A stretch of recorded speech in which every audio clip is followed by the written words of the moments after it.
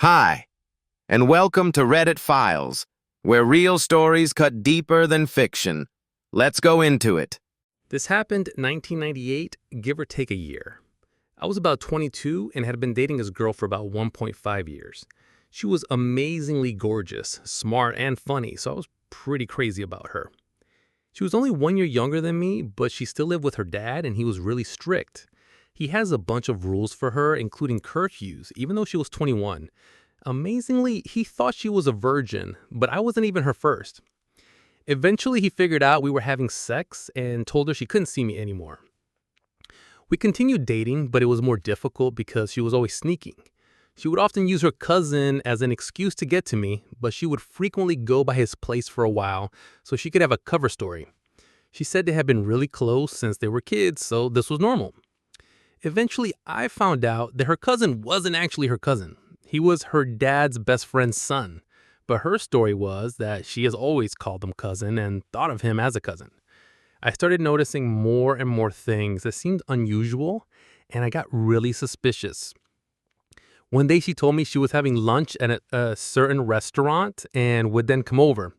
Shortly after that, I got a message on my pager that said meet at Red Lobster at 12. And then I got another message telling me that message was meant for her dad.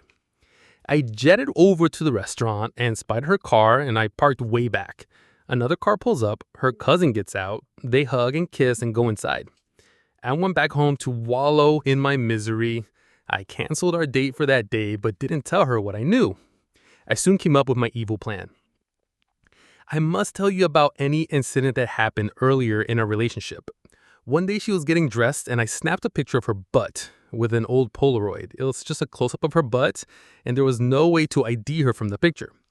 I didn't think she would care at all. She got insanely mad. I've never seen her so mad. She was ready to fight for that picture, but I made too effort to keep it in from her. She started trying to rip it up, but couldn't. I told her to hand it to me and I would cut it up. She gets a pen and starts marking it up, then finds scissors and cut it up. I burned the remains in front of her. She stayed mad for a while and lectured me over and over how she did not want any nude pictures of her to ever exist. I can't stress enough how much she hated the idea of anybody having nudes of her. She was horrified. She didn't talk to me for about a week and we almost broke up, but she finally accepted that I really didn't think it would have bothered her and that I would never try it again. Moving on.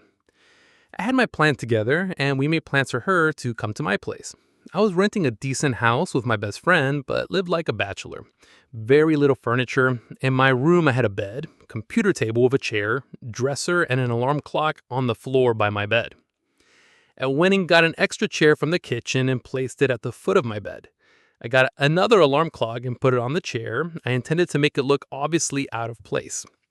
She came over and we had sex. I kept my cool and strung this along for another 2 weeks or so, having sex 2-3 times per week. I made a point to do different positions and try and keep her angled in a way that the alarm clock was looking directly at her. I wanted to keep it going, but decided enough was enough.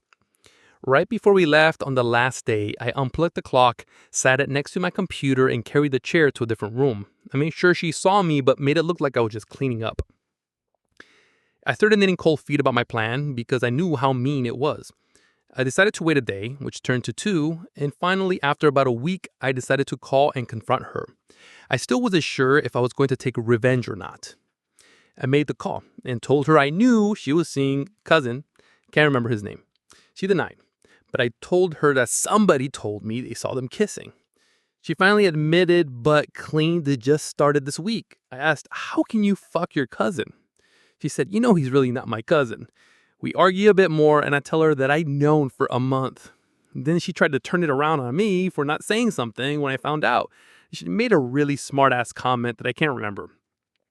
Then I told her that there was one last thing that she would really want to know.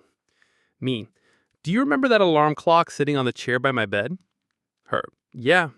Me, think of the last several times we had sex. How we did doggy at the foot of the bed, cowgirl if you facing the foot and so on.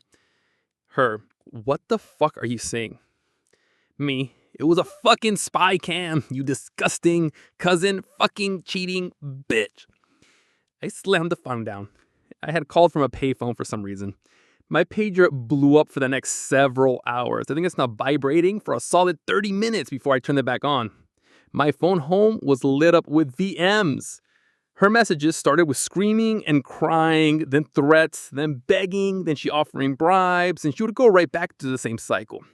The next day she came to my house and knocked on the door for at least an hour, but I didn't answer and sometimes I wasn't home. I finally answered a phone call. But when she started asking for the tapes, I told her that I didn't know what she was talking about.